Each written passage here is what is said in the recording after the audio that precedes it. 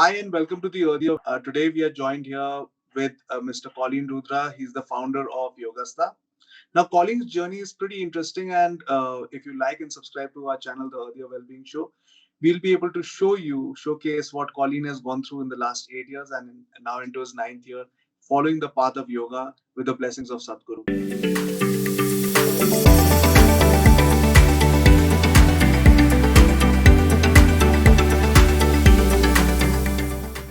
This episode is brought to you by Earthier Yacon Syrup, a natural prebiotic sweet supplement that helps you manage your blood sugar levels. Click on the link in the description to know more. So great to have you here, Colin. How are you? Very good. Thank you very much. And you are in Bali, right? Currently, yes, I'm in Bali. Okay. Indonesia. And what are you doing there? So here one of my colleagues has a setup over here in two cities, in Bali and the other in Jakarta, Okay. by the name of Yoga Systems. Okay. So I'm currently helping her with sessions and her whole studio in Bali. All right. Nice, man. Okay.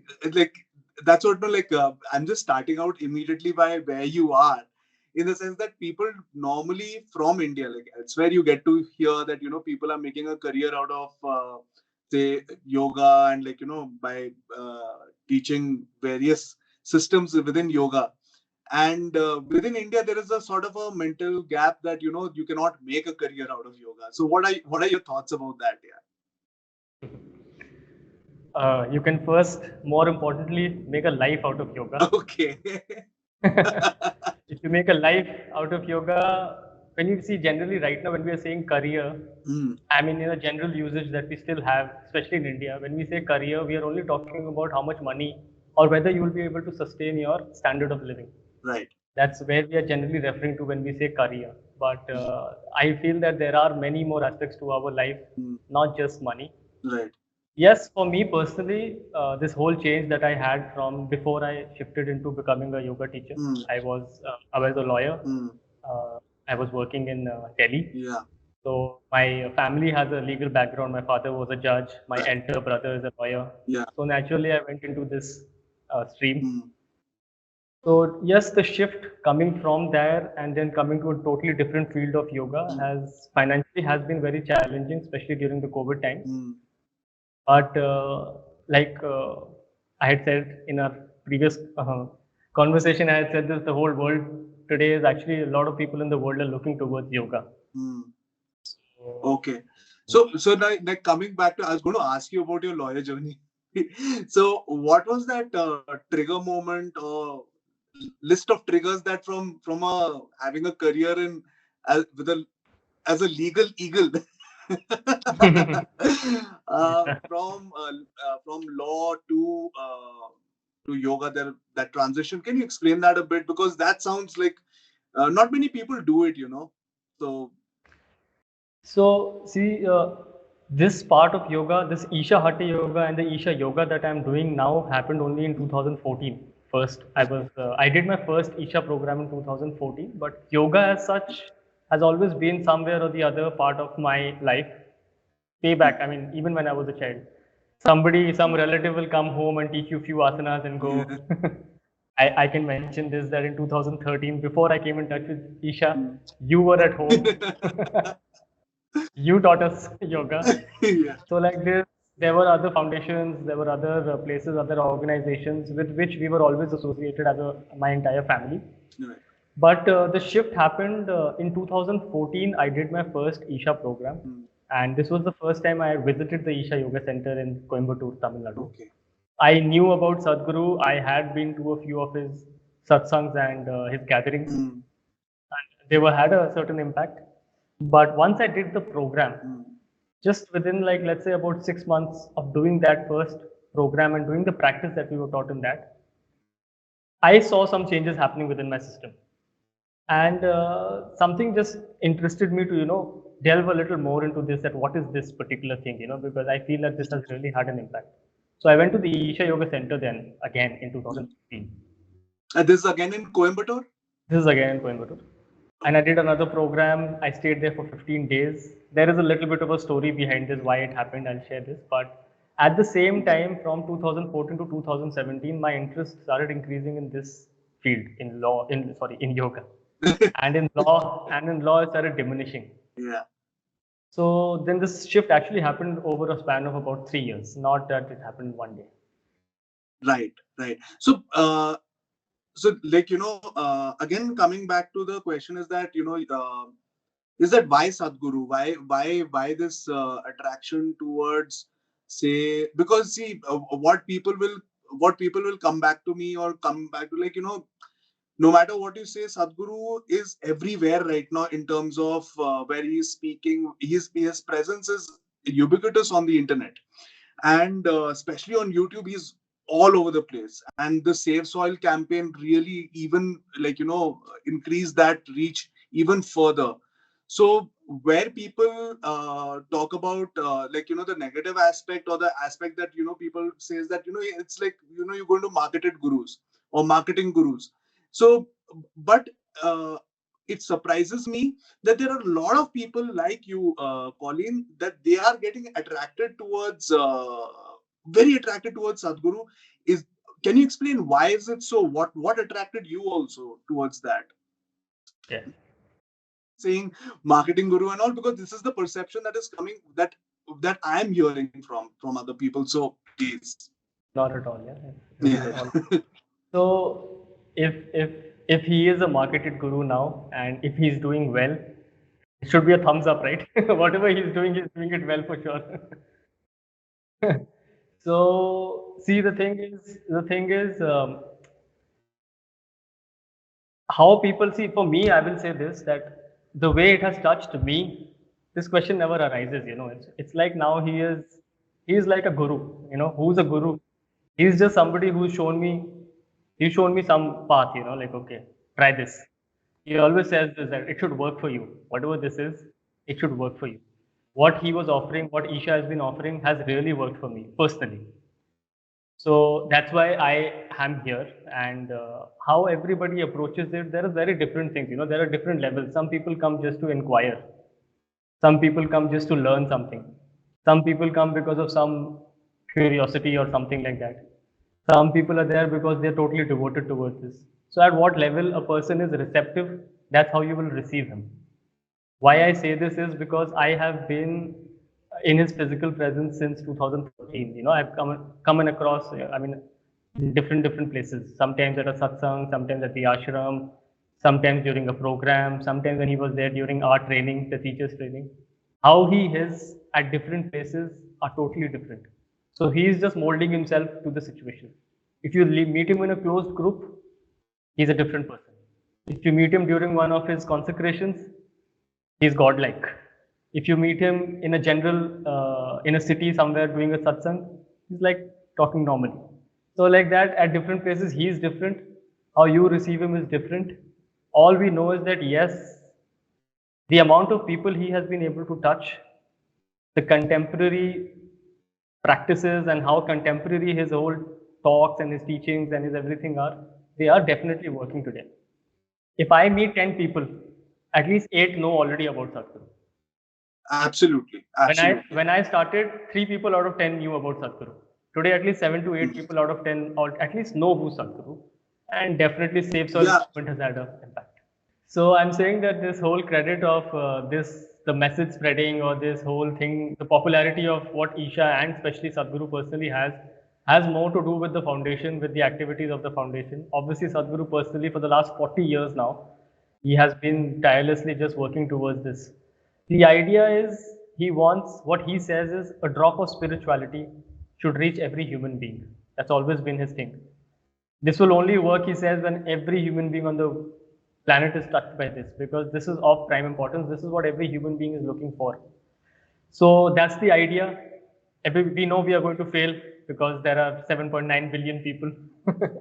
But then, Although the Safe Soil movement has really spread it a lot, and this has happened over the past few years. One thing is, we have the internet to our advantage now. This was never there in the past. right, No other person who wanted to spread yoga or spread anything else had this opportunity, of having internet.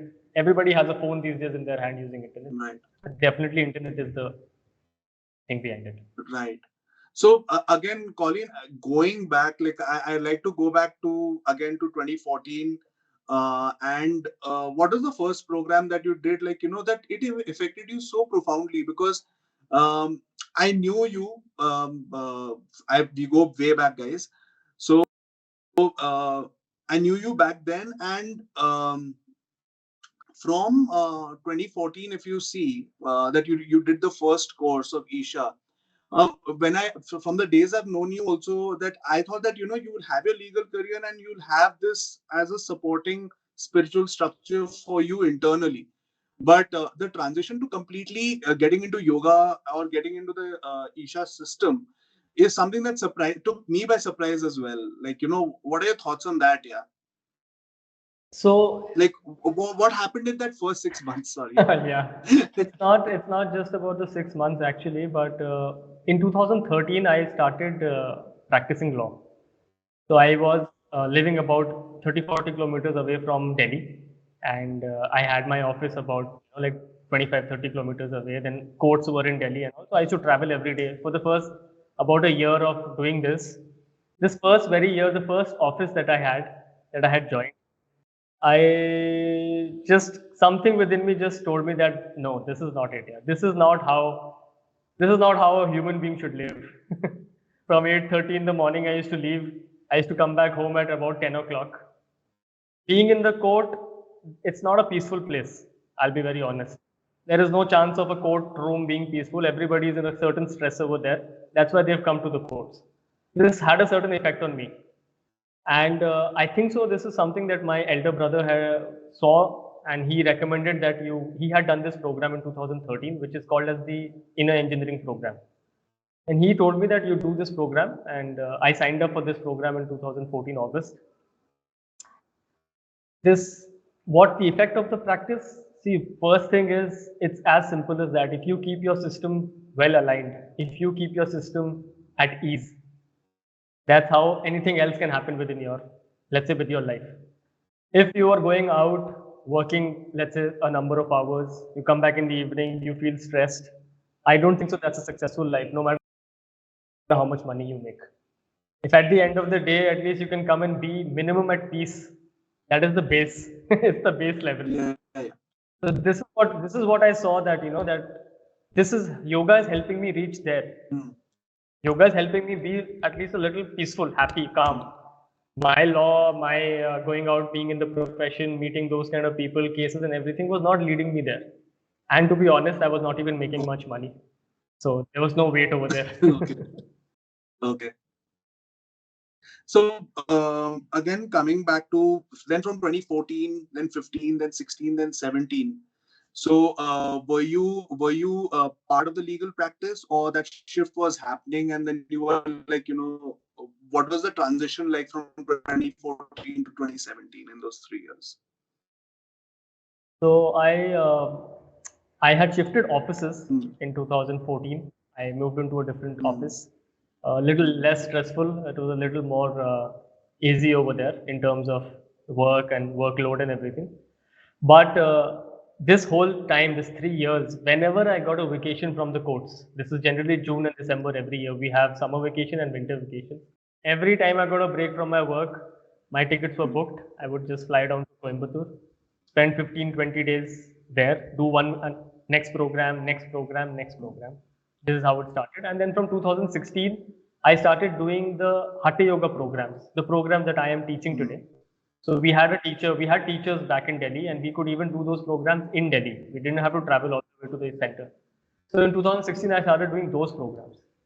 And it just happened like one after the other, one after the other, one after the other. And then ultimately in 2016, I remember when I was celebrating my 30th birthday.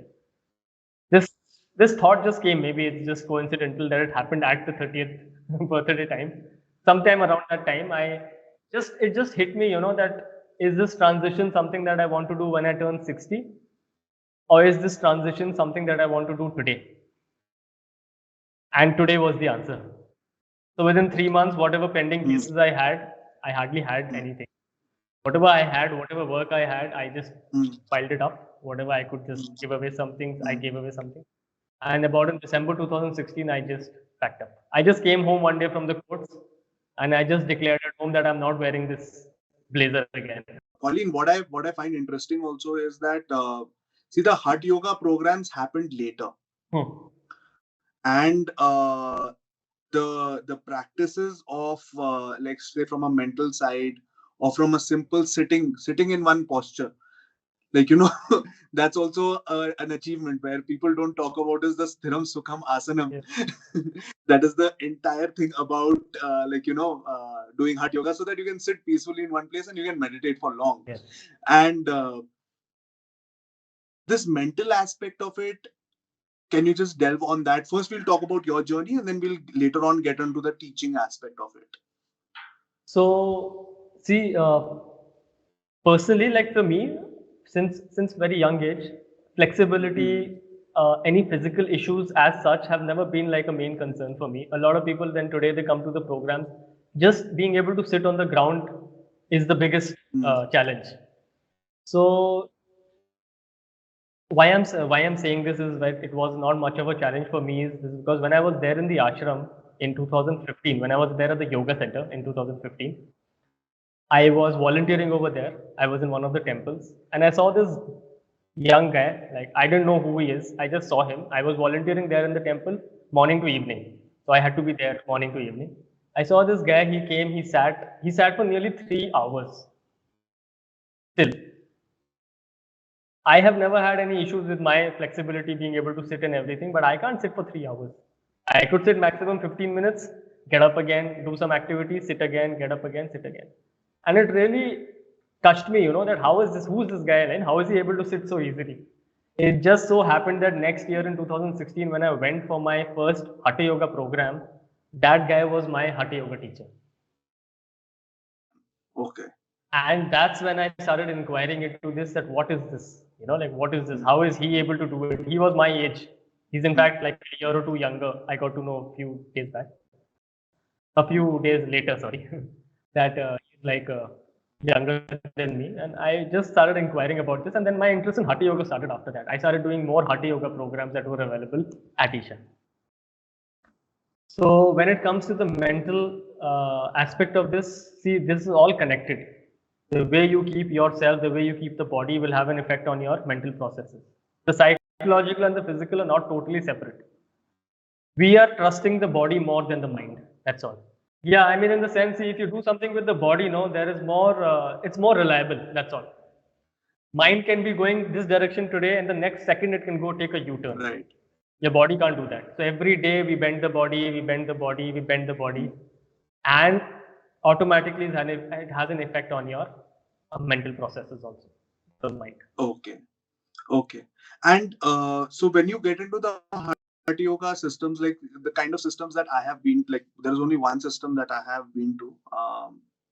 So guys, I'm also a certified yoga teacher. I've done a small course uh, with the Shivananda Yoga Vedanta Center, the Madurai Center.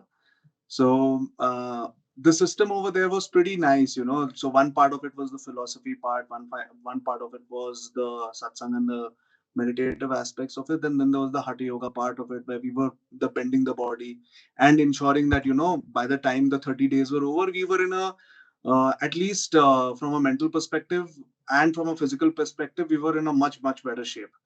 But you know what the problem was, Colleen? Yes. The tapering off, yeah. So you get out of that system, and then you're like, forget what what was taught over there, and then you can get back to it. It's not that you can't, but when you get back to it, also, you lose that connection somehow that you've built. How have you maintained this? Yeah, how have you maintained it? So see, the thing is, even when we did our training was about 21 weeks. That's nearly 5 months plus. Okay. Even during that time, we got the opportunity to ask Sadhguru this question, that why is it only just 5-6 months? So one reason he said is he joked about it and he said that if I keep it more than 6 months, most of those people who are sitting here from foreign countries, they won't get the visa. So he kept it less than 6 months. But he said that time, I remember him saying that he would have wanted it to be at least 2 years, 2.5 years. Today, when we are offering the yoga programs, it's generally 3 sessions, 5 sessions, 7 sessions, up to 21 sessions. People who come for 3 sessions or 5 sessions, most of the people that we are coming across, that I come across, they've already been touched by Sadhguru or by yoga or by these things in some way.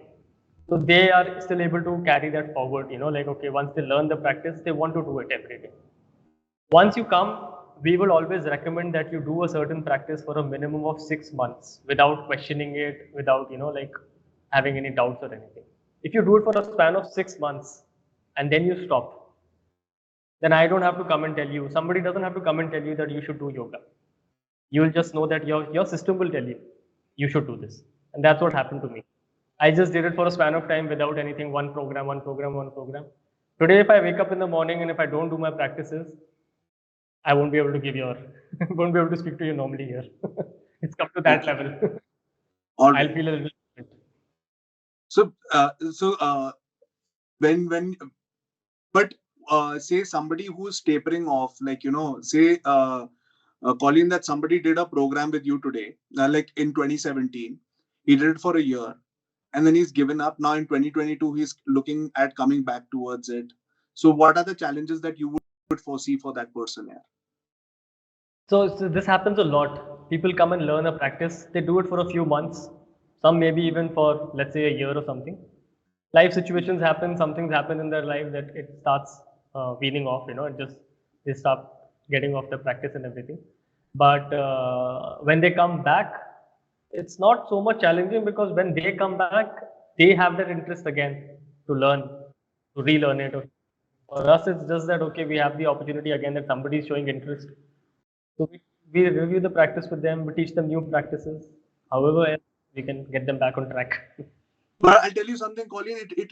There is a lot of effort that goes into, like 3 years is not a short time to, like from one career to others, from getting from the legal career to, say, even to practicing yoga and teaching yoga on a full-time basis. But even in those 3 years, there would have been lots of doubts, and there would have been lots of issues that you would have come across on a personal level and even on a professional level. But, like this is what, like, I'm still not able to nail it from a very in a very convincing way, like is that when that transition happened and when you were getting into the physical or to the hatha yoga side of it, the mental aspect had to be really, really strong for you to actually get into the 21-week program. What do you think about that? Yeah. Now, 21 weeks is a huge commitment. It might look less, but 21 weeks is very intense. Huh? So one big reason for that is because what I was doing at that time, practicing law and everything, was just not making sense. There was no way that that thing was making sense. So it was always pushing me, what else, what else. It's not that yoga was attracting me so much that time. Being in the law field was attracting me to something else. And it's just that the only other thing I was really associated with at that time was yoga. So the shift started happening. But see, there are a few things that I have experienced, that I have gone through. If you speak to somebody who has not had those, let's say who doesn't know much about it or has not experienced it, it may sound a little hallucinatory. So I'm just trying to avoid that in this conversation. That's perfectly okay. That's perfectly okay. Like But each. there is a process that I did in the Dhyanalinga temple. There is a temple there at the Isha Yoga Center. In June Yeah. 2015, I did one Panchabhuta process over there. This is for the 5 elements Right. which are there within the system. Right. Whatever the process is, whatever happened, what happened when I came out of that process, it's not that I had any doubt. It's not that I was hallucinating because I was as conscious as I could be. I'm totally sure about that. It just, I just clearly knew that there is something in this place or in yoga or in this temple or with Sadhguru. There is something which is far, far, far, far bigger than I could have ever imagined. That all my education, my whatever, my past can even think about. There was something, and it was very clear. When I came out of that process, my entire body was wet with tears. That's how much I cried inside during that process because something touched. It can just shake you from within. And Sadhguru has mentioned this, that temple can shake you from your very base of your spine, and that's exactly what happened. So that just got me into it that yes, this is much more profound than all of that, the world that I know of. man, awesome. Because not many people, like, have gone through, like, they've go through this entire lifetime without ever having any form or any iota of a spiritual consciousness arising within them, or they go through it in a very ritualistic process and not go through it, like, from a very emotional, or where you're basically giving everything up on that particular, within that temple or within that space for some time, that you can, there's an emotional outpouring, and then you can come back and then think about it. That's so beautiful, and that's awesome, man. And not I and just you're want to, very lucky that yeah, that you got that experience. I Not just want many to add, people do get. yeah, I just want to Yeah. add this. This is the reason maybe uh, why Sadhguru, why Isha is Hmm. so many people are showing interest and people are getting touched by this. Is that this is one basic thing that we are doing here is that we want the person to experience it. If Hmm. that person has an experience within him, that's Yeah. where the interest comes from. Me Yeah. telling you do yoga, do yoga, do yoga is never going to work. Something within you, if it gets touched, then anyway. So there are many things. There is that's why it's all over. It's whatever. It can be through action. It can be through some volunteering activity. It can be the Hmm. temple. It could be Hmm. Sadhguru's talks. Yes, the YouTube videos are doing. So I'm just saying that these are many things which have an effect. Videos have definitely had an effect. The Hmm. YouTube videos have spread. I mean, really billions of people, not millions. Hmm. More than a billion people are visiting the YouTube videos. Hmm. So like this, there is something or the other which is touching the person from within, and that's what gets them to interested into yoga. Just me saying yoga, yoga, yoga, or do yoga is not going to work. But if you have a certain experience within you, you will be curious to know, or you look into it more. Right. I'm sorry. Yeah. I always share this with the people who help me marketing and everything. That you know what is the best What? marketing? The best marketing is already when see if somebody is Hmm. looking for it, you don't need to Hmm. do much. We have to work on that. We have to work on people. Let's say if somebody comes to my program and he goes and talks to a couple of his friends, that's the most effective marketing for me. Actually. When somebody is touched within, he will market you, not just Facebook and Instagram. Right. But I'll tell you something, like since I'm looking at marketing for my business, uh, uh, along with the word of mouth, like, the touching part of it, if there is an amplification that happens. So like, for example, if Sadhguru is touching a lot of people, a lot of lives, I think had that amplification not happened through YouTube videos, Facebook, Instagram, I think a lot of people within my own circles would have never been touched. I'm like, sometimes I like the amplification aspect of it, and the best part is that it Oh, happens for free. definitely. And YouTube is a free service. definitely. Yeah, I was saying that in 2019, I guess, I remember, there was somebody I met Hmm. in Goa. That's where I'm based. In Goa, I met this Australian couple, and he was into the marketing thing. He was a retired person, and he was from the marketing field. And he said something to me during one of the dinner times when we had met. We both, all of us had gone out for dinner. And he said this, that see, if your product is good, if you feel that your product is worth it, you should go all out marketing it. That's all. It will work. Most important thing is that the product is good. I know this product is good because it's been working for me. Right, right. Awesome, man. So I think we've covered 2014 to 2017 pretty much in detail. So now let's go back. Now let's go forward from 2017 to 2022, like in this period. So you got out of the Isha Hatha program, and then after that in 2017, how did you start? How things started rolling for you? Yeah, in the first few years. So 2017 is very, very important. Why? Because the first half of 2017, I was, see, once in 2016, when I decided that I'm not going to practice anymore, I actually first went to the yoga center indefinitely. I just went there. I just didn't know that whether I'll stay a month, 3 months, 6 months, 9 months. I don't know. I just went and I started volunteering. This was a very important time at the yoga center also because the Adi Yogi consecration. That have you heard of the Adi Yogi statue? Yeah. So I was part of the team at that time who were helping during that phase. We had a lot of people come. Yes, it was getting. It took a lot of time, 8 months or something to get constructed. I was not there for the whole period, but that last phase I was there. Yes, the construction part was there, and most importantly was the establishment of the consecrated linga over there. You know, the temple, that temple which is there. So certain processes were happening. This was a 3 days program, and we had the Mahashivratri festival over there, where we had about 500,000, like 5 lakh people come for that. It was one of the biggest. It is the biggest Mahashivratri event in the world, and I know about it now because when you have to prepare for a program that big, it's it can transform you. It can transform because you think that you can make a change. You're like hardly anything in that bigger program. That's what happened to me during that 1 month. When I came over there, I was all like, let's do this, let's do that, let's do that. And then I was just holding my hands together and being like, wow, man, how can you organize something so big?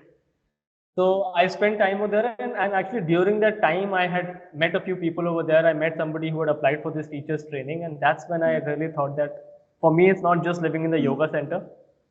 For me, it's about learning something or taking something that I have been touched by and try and spread it to other people. That's when I thought about the Hatha Yoga teachers training. Should I talk about the Hatha Yoga teachers training? I can go on all day and talk about it. At least give us a brief, like, now you've told us so much that, you've built us right up to the crescendo that what happened in those 21 weeks. Because, see, a lot of people, I'm sure a lot of people who follow Sadhguru are also going to be watching this and have been somehow intrigued by what happens in those 21 weeks program. And on top of that, like, many people, you were lucky in that sense that you met him at multiple places during satsangs and during a lot of events. You were lucky that ways that you could get in touch with Sadhguru or be in close proximity of him. But many people don't get that nowadays. So in that sense, like, those 21 weeks, the way you have transformed, like, in that period of transformation, how did, like, that would have been a very important part of it. So just, like, give us a glimpse here. Give us a glimpse. Yeah, I mean, see the program, the way it's been designed. The program has been designed by Sadhguru. In 2012, they started a school over there called the Isha Yoga School. This is coming from when Sadhguru had gone to America in early, like I think so in 2000s, 2005, or whenever he was visiting America at that time. He saw a lot of yoga happening over there, the American, in quotes, the American type of yoga. So he said this that if this kind of yoga continues in the world, let's say for the next 25 years, there can be a possibility that yoga will be wiped out from this world. Because the irresponsible way of teaching yoga, that the way it's happening, it will leave you with some backache or headache, some problem or the other. And then there will be medical studies saying that this yoga gives you this problem and this yoga gives you this problem. So he said that this is something that we need to take up. In 2012, this started. The way the program has been designed, it will be an understatement to say that it's a genius who designed that program. It's the way it is. Just to give you a glimpse of how intense it is, the sessions used to begin at 5:30 in the morning, but our day, like my day, would generally begin at 4:30. I would do a little bit of yoga before the morning session. The first session was about 4 hours of yoga. Then a short break. This short break was for brunch. I would still be doing a little bit more of my own practices apart from the Hatha Yoga practices. Then brunch, we should get some really nice food, not just delicious, Nutritious. super healthy, super healthy. Right. Then another session after that. Then we had like whatever, like we used to get a few hours of break. This few hours of break was once again not, what do you call, really a break. Some of the other activities still happening. And then yoga again in the evening. And then a night session. So from morning 5:30 to night about 9:30, 10, it was just on. And there is no Sunday. Okay. Because, wow, man. And uh, I know what yoga can do, what a 1.5 hour session can do to you. Like, if you are doing it continuously for 4 weeks, morning and evening, I know the kind of effect it had on me. Now, if I extrapolate that to a 4 hour session in the morning and then, like, multiple sessions that you are having for a period of 21 weeks, I can understand what kind of effect it could have on you. Like just from a physical perspective, but on a mental aspect, it will be like even more profound. Yeah, definitely. Physically, yes, many changes. See, the whole idea of yoga is that you should move from your, that we should move from our compulsions to living our life consciously. Why I'm saying this may sound like, oh, what is he talking about? But for me, I smoked cigarettes for 12 years continuously. I was like nearly a chain smoker. I know, like what I could smoke 10 to 15 cigarettes a day. There, in 2016, the doctor, I had got admitted into a hospital, and the doctor told me that you have to really stop smoking. A week after that, I was once again with a cigarette in my hand. So this was basically a compulsion within me, big compulsion. When I went for the training, one thing is for the 6 months, there was no way you could smoke because you were part of the yoga center. There are no cigarettes available over there. Okay. When I came out of the training, since that day, I have never had the urge to smoke. It's not that I made a decision that from today I'll quit smoking. No. It's just that it just never happened after that. I got the urge to smoke. If I want today, I can smoke a cigarette, but it's like not needed anymore. Like this, my example is only for cigarettes, but alcohol and cigarettes is not the only addiction that people have. Could be anything. So you just need to live your life consciously, whatever it is, whether it's whatever it is. That's what this is. That's how transformational this 6 months program or the 5 months program was. So Colleen, can I say that a conscious living is also a disciplined living?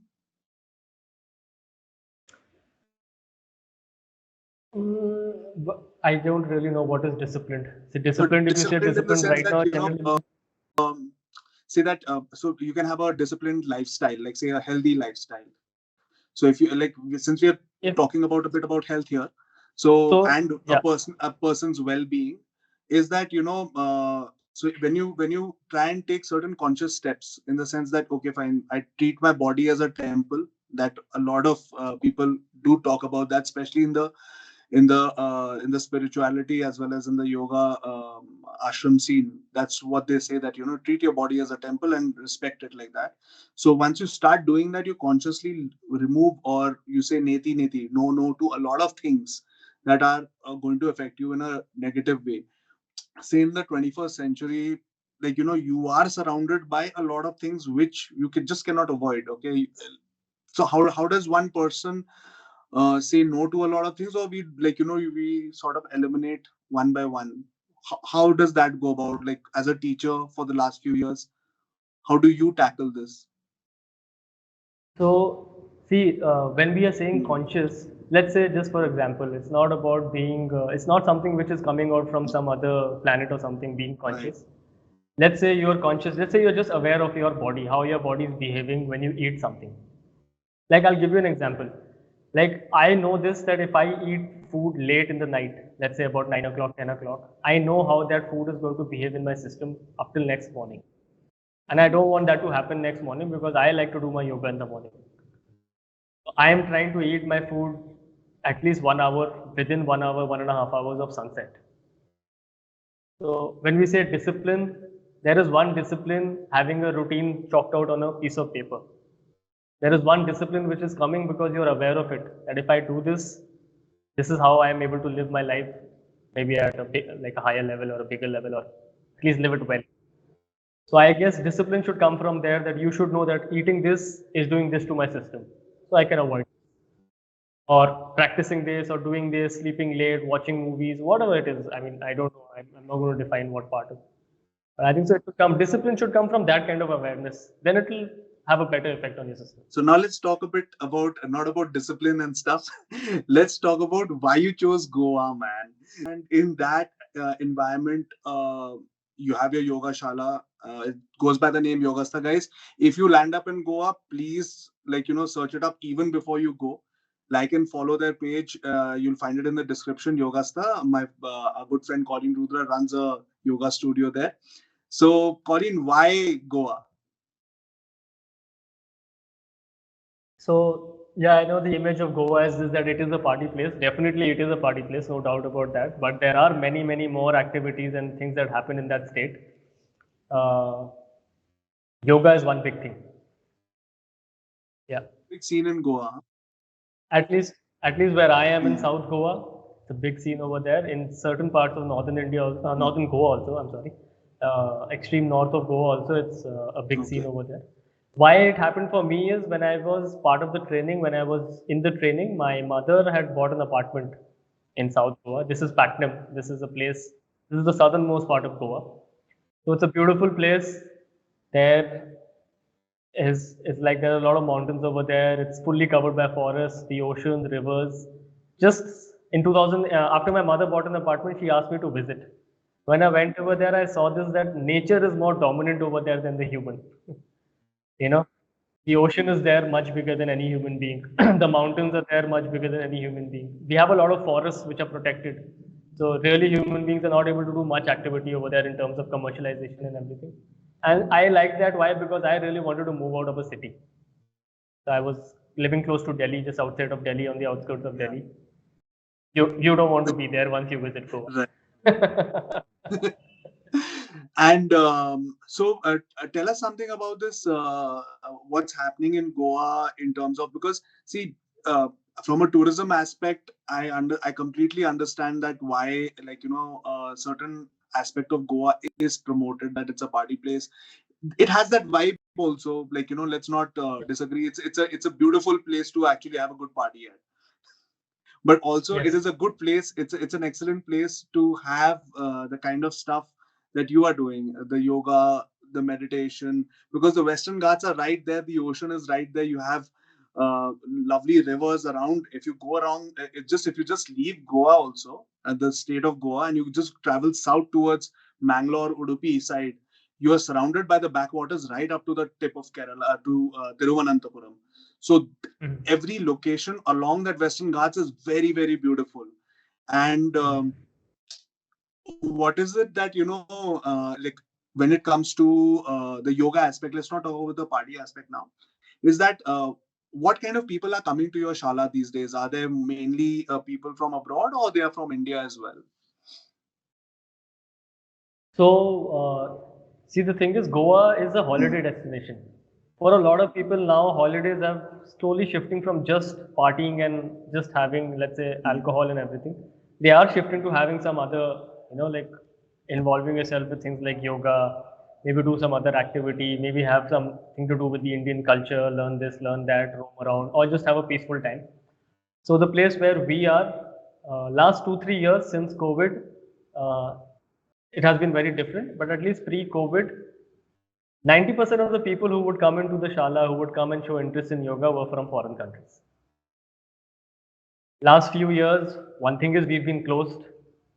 In Goa, we also have a season, which means from about April, May to September, October, we stay closed.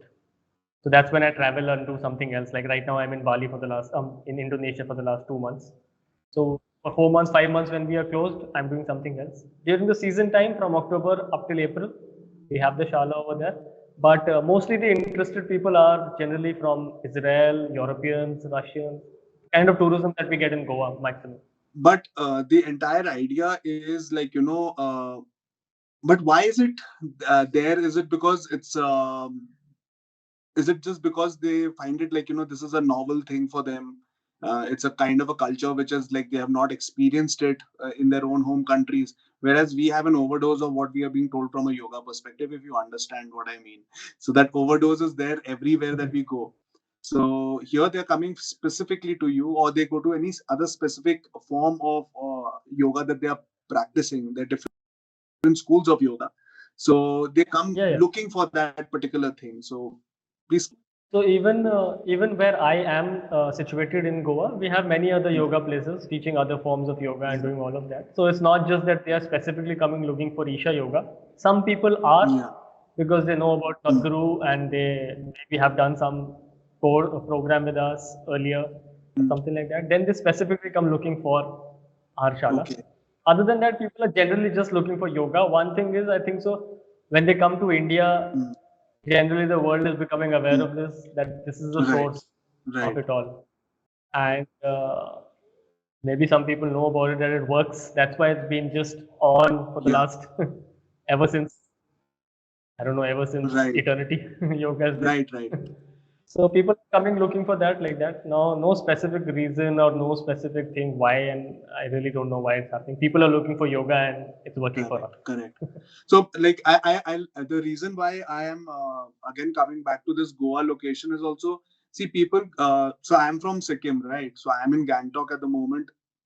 When people come here, they are not coming here to experience the spiritual aspect or to explore the spiritual aspect of it. No, they are coming here because it's the Himalayas and you get amazing views of our Kanchenjunga guardian deity, and you get a lot of rivers and stuff like that. The natural beauty, as you said, that is more overpowering than the human stuff. And maybe we have not that particular aspect of the market, tapped that particular aspect of the market when we talk about from a wellness market sort of a thingy. So, how do you think that Goa is doing here Oh, from that sense? oh, it's big. The wellness part, as if you see it as a business, it's very, very big in Goa. See, one big business over there is having, let's say, hotels, resorts, and rental places. This is one of the biggest businesses because it's tourism based. Goa is mostly tourism based. So most of the good resorts or places over there will have some attachment of some wellness center. So it may be a spa, it may be a massage place, definitely all these things. Unfortunately, we attach yoga also to it, but that's the way it is. At least as far as the business is concerned, big wellness things happening in Goa for sure. So, Colleen, now let us get into what you are from a Yogasta perspective. What are you guys offering there? Yeah? And guys, if you're listening to this channel right now, uh, just explore what Colleen is offering from a yoga perspective in Goa. And if you're planning a holiday in Goa, you should try and visit his shala. Even for a single 3 sessions, 5 sessions, I think that will be pretty enriching for you, and you will understand what yoga is in general from a Isha perspective, from what the Isha system teaches. So yes, Colleen, please tell us something about Yogastha, man. Yeah. So right now, before COVID, we had a different setup. Last 2.5, 3 years, in fact, and the main setup that what we had has shifted now. So we've got a new place. Right now, it's still in that stage where we are building up. But the idea that I have behind building that space is that it's not about you coming and doing 1 hour or 2 hours of yoga with us. We want you to stay with us. We want you to have the food that we want to offer. We'll give you time in the evenings to have your own thing. Maybe explore that whole, that the local thing that we have over there just to keep the entire thing interesting. And in that kind of an ambience, we want you to come and learn the Isha yoga practices. So when I'm doing workshops, it's just about people coming and doing the yoga part. They just come, learn the yoga, and they leave.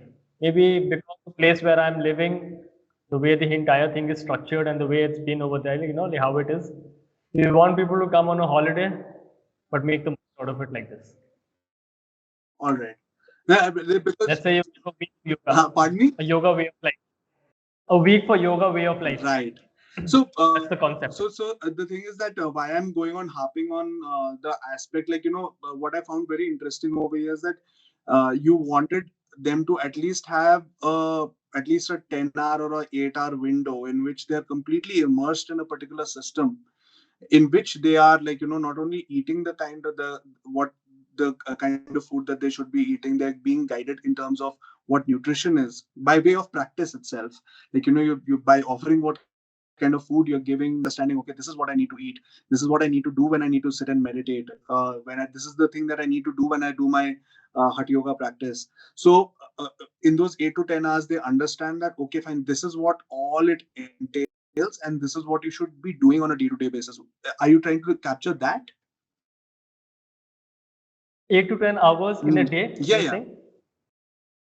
So yeah, see the thing is no that if you do let's say 2 hours of yoga in the morning and rest of the 22 hours you're doing something else which is just working against your system, so it doesn't work. Right. Food is definitely one big aspect of it. Okay. If you can take care of that, you can keep your system energetic just by the kind of food you're eating.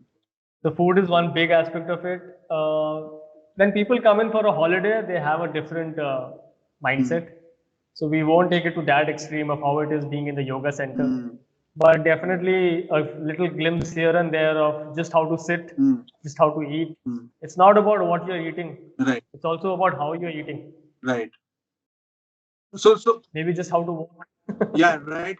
Colin, like again, so sometimes I feel that it's easier to teach a person already in a sort of a discipline than teaching a complete novice. So similarly, like sometimes I feel that people who are in some kind of a discipline, like in the armed forces or they are part of some paramilitary forces, they will be easier to teach. What are your thoughts about that? Or should, like, as we as human beings or as normal people, like living our day-to-day lives, bring in that kind of discipline that these kind of forces have or these kind of institutions have? See, the kind of discipline that is there with the forces, it's mostly people don't have a choice, right? Once you have decided you want to be a part of it, it's not a matter of choice. When we are asking you to wake up early in the morning and do your yoga, it's always a matter of your choice. Right. So once again, it comes from there. See, only when that thing will come from within. It's within me now. That's why I want to wake up and do my yoga first. Right. So once again, discipline, as long as it is from some outside force, it will stop once the outside force stops. When the discipline is coming from within you because you value something, most probably nobody needs to tell you to be disciplined. You will be disciplined. Absolutely, man. Yeah, what a conversation. Like, it's like I've basically lived from 2014 right up to 2022 with you. Colleen, I want to ask you a few questions. Like, how is Bali like, yeah? Like, compared to, say, Goa? What are the things that you're feeling there? Bali, for that matter, It's Jakarta as well. Jakarta. I was there for nearly 3 weeks before I moved to Bali this last month. Right.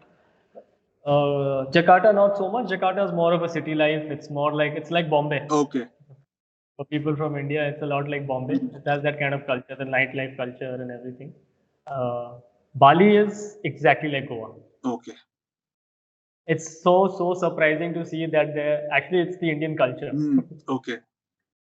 It is exactly that. Okay. I mean, over here, even the gods and everything they have, they have their own personification of Ganesha, Parvati, Shiva, all these things. Right. But the culture here is exactly like ours. They have their own processes they do every morning over here. They have some things they do. They have the temple visits. Right. It's it's all beach, like it's an island, Right. so it's all surrounded by water. So it's very similar to Goa, but the Indian culture is you can really see it. If you're from India, you will see it. It's as good as staying in India. Oh, wow. Is that, see, Yeah. Colin, we have Yeah. like I have just read about it. You experienced it, right? And this is something that, like, in the future, even I want to do. That I want to travel more extensively to Southeast Asia to understand. But before I travel to Southeast Asia, I think this conversation with you has intrigued me quite a bit to visit Coimbatore. And my sister, my cousin, she travels quite a bit to Coimbatore. She, like you, does a lot of practices regarding what has been taught in the Isha Foundation. And like you are two people that I know very close, that who are doing it. Like, not so close with you because of the distance now, but my sister definitely, because I've seen her practicing shunya just like that. In the whiff, that she'll just sit down and she'll just sit and practice, and that is I have rarely seen with other systems, man. I've rarely seen that kind of commitment. Why is it, yeah? Why is it happening? Is it the results that a person is Definitely. See, a thing will only work. A thing becomes successful only if it works. If a thing is not working, there is nowhere to become right? successful. This has been working. Yoga has been working. Now it's just that being at Isha or it's being offered in a more, I won't say systematic. I mean, obviously it's very systematic. I don't know what is the word to describe it. It's Yeah. just being offered Acha, the yeah. way it should be. So Colin, another question: why do you use the word offered instead of, like, like, I'm teaching you yoga, so learn it, or like, this is what the system is, so learn it? So why is the word offer being used here? Hmm. How do I teach you? See, we had already spoken about this once earlier, long time last time. The thing is that I cannot see yoga is your experience. Yoga is in yoga. Being in yoga means you are in a certain experience. Yoga is not about bending your body. We are bending the body so that we can be in that experience or we can reach that experience. So how do I teach you that experience? I can't teach you an experience. What we are doing here is why we are using the word offering is because it's not something that actually I can really even be in a state right now where I can transmit it to you. You know, okay, I do something that you come into that experience. I'm just offering something which has been offered to me, which I have been, like using or making a part of my life so that I can reach that experience of yoga. When we say yoga, we mean in union with everything else. If you and what you consider yourself as you right now comes one with everything around, we say you are in yoga. We are offering just something over here so that you make use of it to reach that experience. So there is no teaching. Yeah. Yeah, because like this particular word that has been that is constantly used, I think it comes from Sadhguru himself, because I have heard this word being used by him. Then I've heard this word being used by other people who are who are in the Isha Foundation system. And when you use that word the other day, it just intrigued me. Like, why do you use this word offering? And that's an explanation. That's a perfect explanation. Also, in a way, is that that experience has to be felt by you yourself. Like, somebody can only tell you that, okay, fine, this is the way to do it, and beyond that, it's just yours. So take it as an offering, and it is an offering actually. When we completed our teachers training, this is what Sadhguru told us that he hates yoga teachers. He said there should be no yoga teacher in the world. You can Okay. be a yogi. That's what you should Okay. aspire for. If you come into that experience yourself, people will come to you to learn, right? How? Then you can tell them, okay, this is the way Okay. to do it. These are just systematic ways to reach that experience.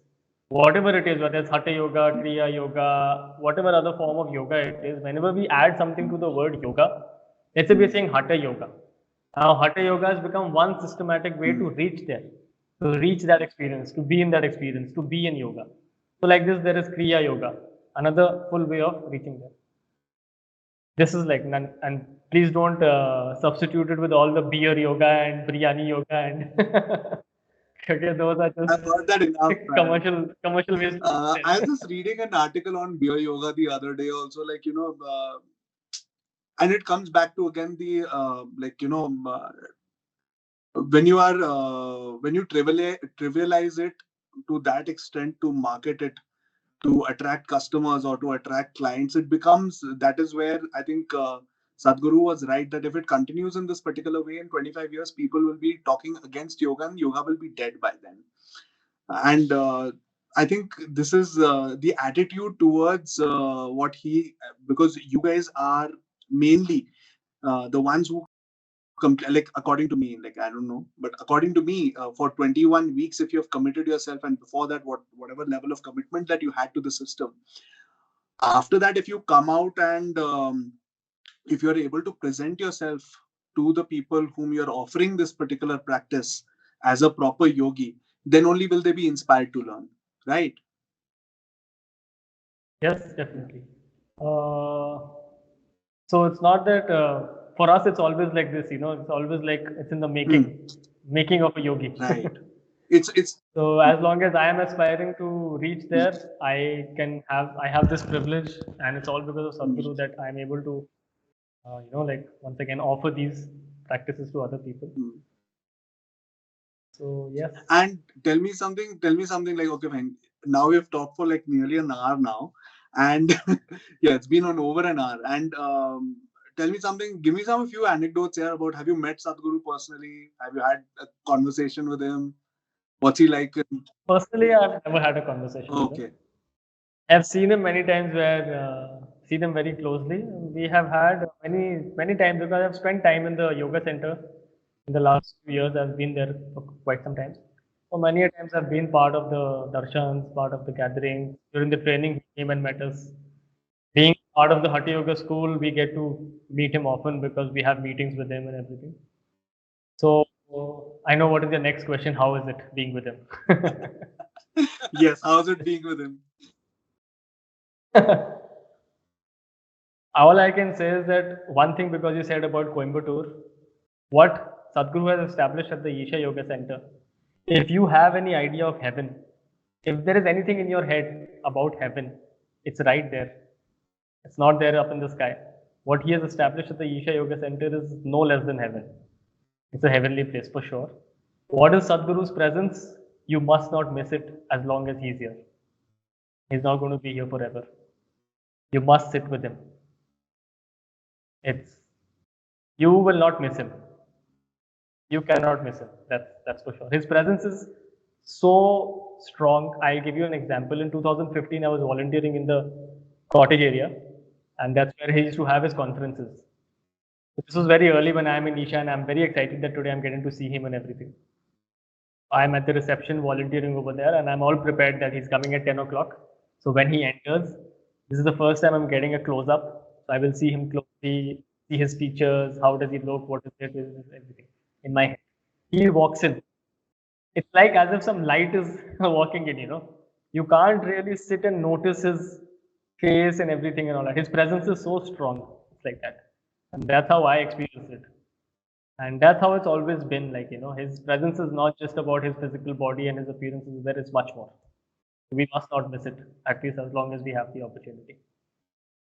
And from a lot of people that I know, they have told me that you should visit Coimbatore. And that is like, you were talking about the initial phases when the Adi Yogi statue was being made, and you handled the first event that you did or volunteered for. You had around 5 lakh people or 500,000 people coming and visiting the place and being part of the Shivratri festival. Believe me, I now know a lot of people from Sikkim and North Bengal who go specifically for Shivratri to Coimbatore. Mhm. I'd never thought Mhm. that, yeah. Like, that it would happen. And from in these 4 5 years, the number of people that are going there is increasing. I think there is a lot of attraction, not just of the physical presence of Sadhguru being there at the Shivratri festival. I'm sure there is a huge part that also has to play on the people going there, but the entire environment that is being created during Shivratri in that place, I think that is the reason why it's heavenly here.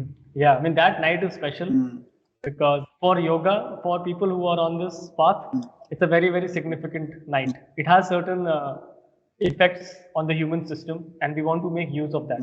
So that's why the idea for that night is the idea why we are doing that whole Mahashivratri thing is we want to stay awake with our spine erect the whole night because there is some let's say some energy aspects that are happening, and we can make use of that or make benefit from all of that. Right. So we want to keep people awake the whole night. So from 6 in the evening to 6 in the morning, we have like a Mahashivratri festival over there.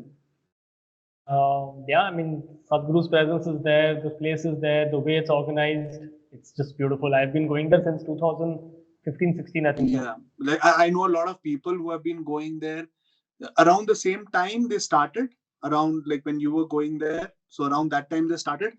Like you, they have also not stopped going there. Every Shivratri they are there. But along with them, there are few more people that are adding, like, year on year. Each time I know, okay, Yeah. even I am going there. Okay, even I am going there. So like that number keeps increasing. Very interesting. And like, because a lot of people like myself also, like, to be very honest, Colleen, is that um, I just don't have this tendency to surrender. Mhm. Okay, maybe because I've not experienced certain things that you have, and when this Mhm. tendency is not there, there is always a doubt. Right, and I'm sure you encounter a lot of people like me uh, when you are in the when you're teaching in the shala or when you're offering yoga in the shala. how do you think that people like us, not from a surrender aspect, at least move consciously towards that? How do you think that we can do it? Yeah. If that thing to search for something within yourself. See, the thing is that on the outside, I don't know how to define these things. Whatever, like we call it the materialistic part of our life. The sooner you realize that this is not what is going to lead to fulfillment, you will start looking for something else. If you want to look for something else, one thing is you have to surrender all of that which you already know. It's not going to work. It has not worked. If you think money is going to work, you can look at the richest people in the world. If you think acquiring property is going to work, once again you can. If you think other aspects of relationship or all these things are going to work, once again, the the most ideal of relationships that we might have seen of, I don't know who were, celebrities or some big people, somewhere or the other they're all falling apart somewhere somehow. So definitely it's not a guarantee over there. So on the outside, that thing is not there. These outside things are there so that what is within us, they can just help us towards that. The comforts, conveniences, these things were there for that. See, right now, unfortunately, it's like this, that we are working towards the health of the economy and sacrificing the health of the human being. Because we feel that economy or materialistic riches and materialistic things is what will lead to our fulfillment. Never going to be that. If you are fulfilled from within, anyways, all these conveniences and comforts that we have will be a much more better experience.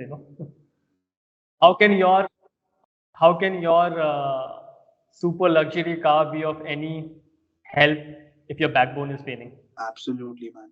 But Colin, you raised Just a, you raised a very important point, and like other conversations that I have on this Earthier Wellbeing show is with people who are dealing or who are interacting with a lot of people on a day-to-day basis who are suffering from some lifestyle disease or the other.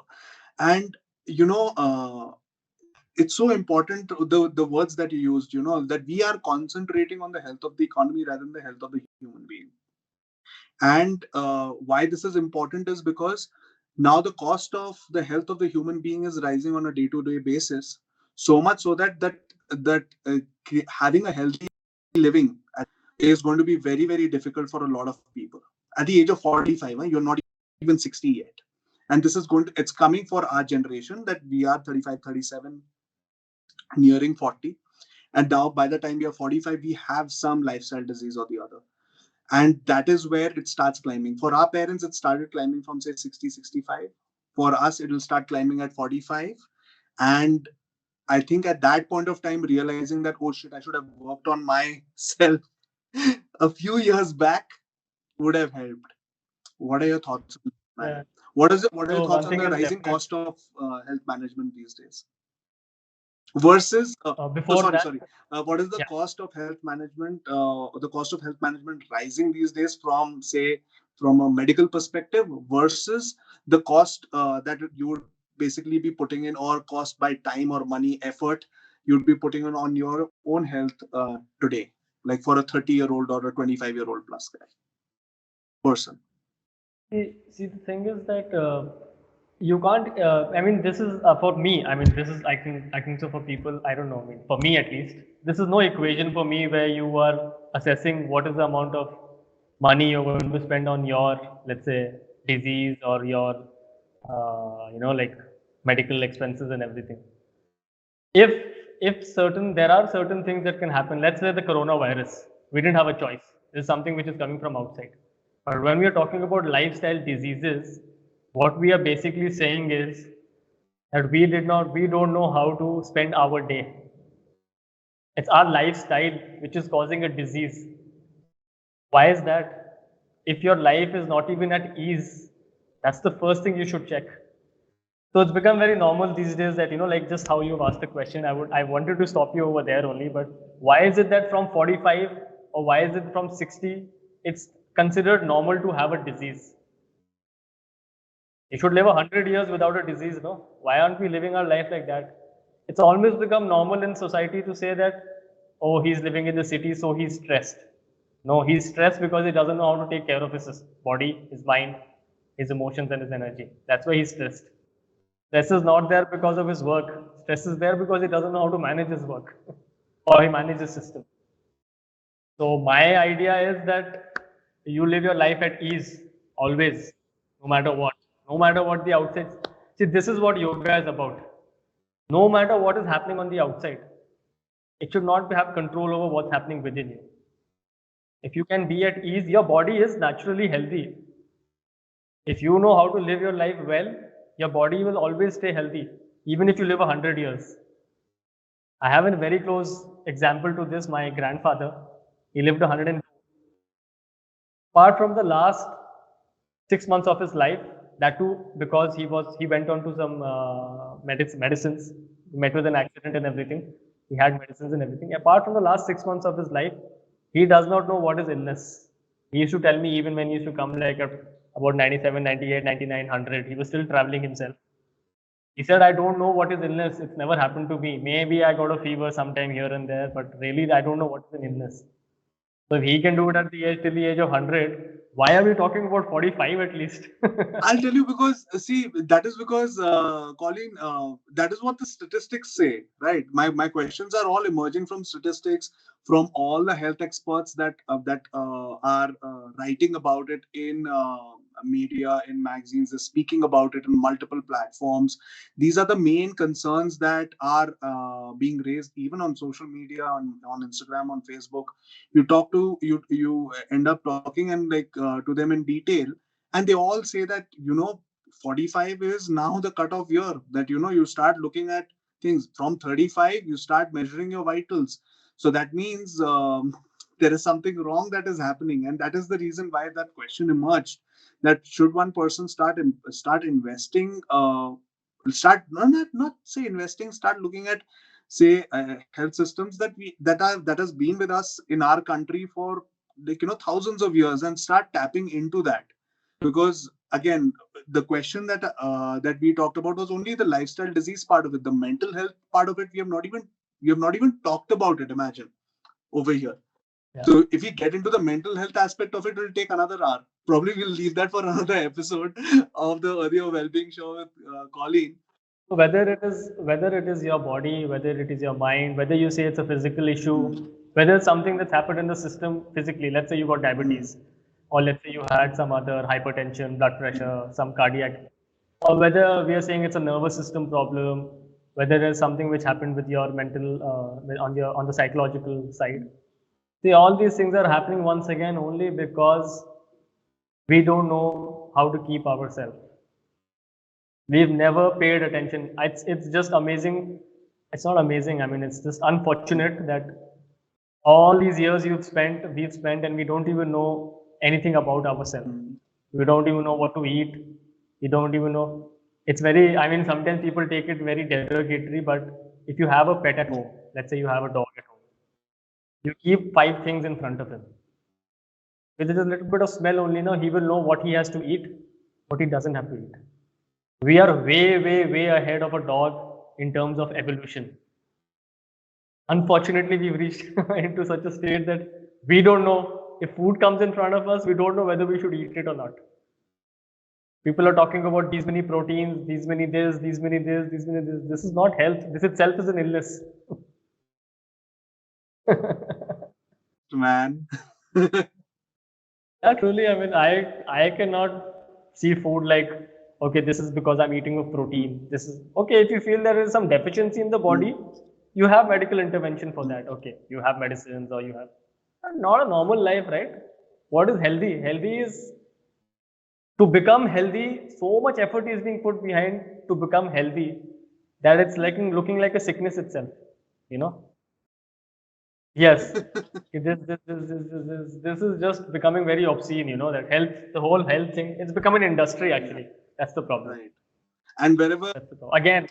Again, it's the economy which is running everything, unfortunately. because Colin, with you, it's been a different kind of a conversation when it comes to health aspect and all. Because what you are sharing over here, and people who follow your kind of systems, I'm sure they will have a very, very different understanding of how a person should remain healthy and should look at health. And this is very interesting. Like, you cannot go about measuring everything that you eat on at such a level that it itself looks like an illness. And I think that's a very good way to, like,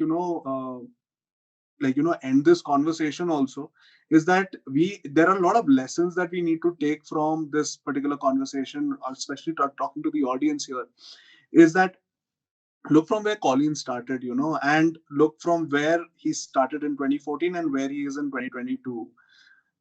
That level of maturity and that level of stillness in his voice and his in action is like, it's just another level. And this is something worth emulating, and that is the reason why I chose to invite Colin to the show, because he has that X factor to offer to the audience here. And with that, Colleen, I'm so happy that you gave your precious time from Bali, and I hope, like, next time I'm in Goa, I get to visit you.